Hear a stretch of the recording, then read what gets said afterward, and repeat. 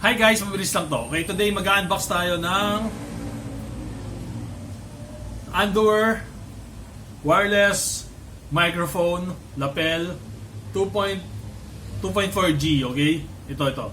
Andover, China product siya. Siya yung cheap version or budget version nung Rode Wireless Go na mic. Ito.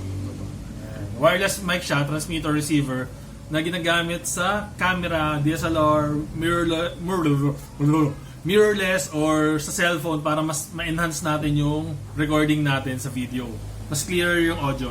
Try natin kung okay ba to compare sa, hindi natin siya i-compare kasi wala naman tayong Rode Wireless Go. Try natin siya kung may enhance niya yung video, yung sound quality ng video natin, okay? Right now wala tayong ginagamit na na mic dito sa recording natin ng video. Tatry natin to later kung subukan natin yung capability niya, okay? Pero ngayon, unbox muna natin and tingnan natin yung mga components or yung mga laman niya.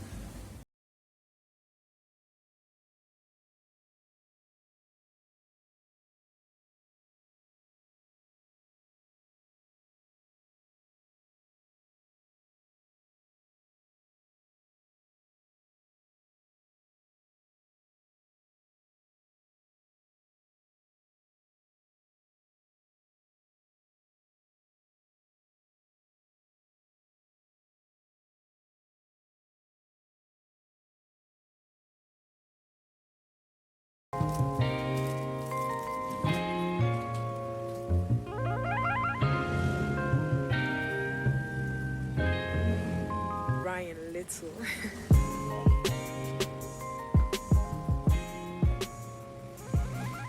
Madali lang naman i-setup yung Andover MX5 wireless microphone. Ito siya. Ito yung mic, transmitter, then ito yung receiver. Long press mo lang siya. Then mag-steady blue light siya, means connected sila sa isa't isa. Then yung receiver mo, siya yung ikakabit mo sa phone. Sasak mo lang dito, yung jack.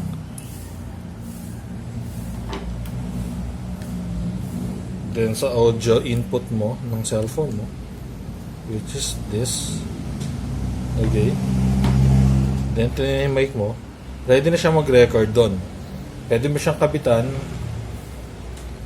ng lav mic dito para mas clear yung record mo. Unlike kasi dito, pag ito lang yung gamit mo, konting kaluskos lang, naririnig na siya sa recording. Masyadong siyang sensitive yung mic niya. Kaya I suggest na gumamit na lang ng lav mic para mas okay yung sound quality, yung recording, yung input ng sound mo. Yun. So ngayon tinatry natin ang stock mic ng phone. Ito yung ambient sound natin. Medyo malakas yung hangin, yung highway. Yan, medyo rinig yan. Tapos ito yung natural speaking voice ko. Kasi medyo lalayo lang ako. Ito yung natural speaking voice ko. Hindi nyo siguro rinig masyado. Yan, ito.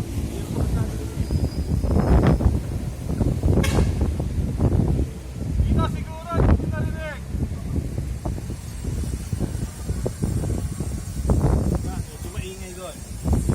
Medyo maingay doon sa part na yon. Tapos yan, maraming ang nasasagap. Okay, ngayon try naman natin yung naka Andover wireless tayo na microphone. Okay. Yan, ngayon naka Andover wireless microphone na tayo ngayon. Nakalapil tayo. Ito yung natural speaking voice ko.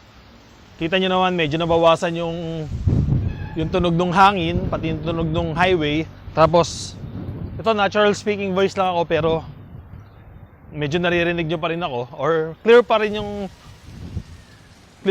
boses ko. Yan, kahit medyo malayo na tayo, ilang step din to. 1, 2, 3, 4, 5, 6, 7, 8, 9, 10, 11, 12.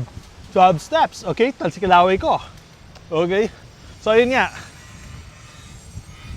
mas na-enhance natin yung audio quality ng mga nire-record nating video dahil dito. Although Although hindi siya ganun ka suwabe kasi ano ba naman i-expect mo sa budget wireless microphone natin, di ba? Magkano lang to? 2,450? Ganun lang. Compare mo naman dun sa Rode Wireless na mic, Rode Wireless Go na medyo expensive naman siya.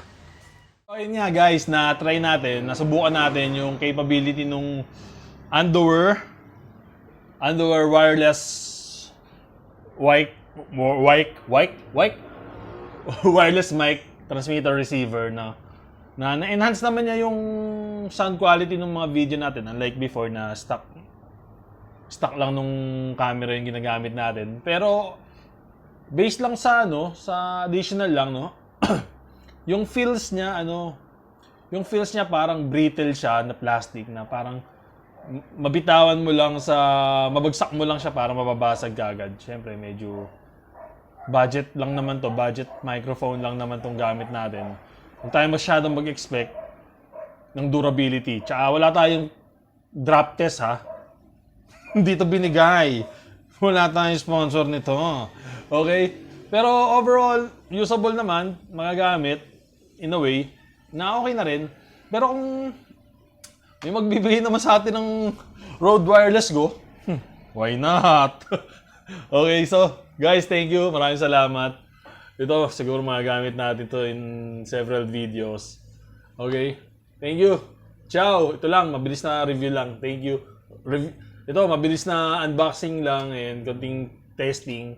Guys, maraming salamat. See you. Ciao.